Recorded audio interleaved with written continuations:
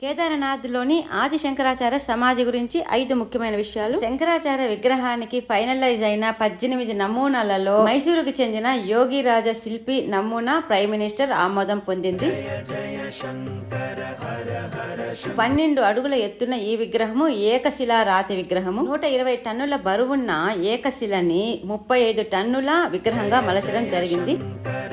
పూర్తిగా తయారైన విగ్రహాన్ని హెలికాప్టర్ ద్వారా ఈ ప్రాంతానికి చేరవేశారు. విపరీతమైన వర్షాలకు మంచుకు పాడవ్వని క్లోరైట్ సిస్ట్ అనే ఒక ప్రత్యేకమైన రాయితో ఈ విగ్రహము తయారు చేయబడింది.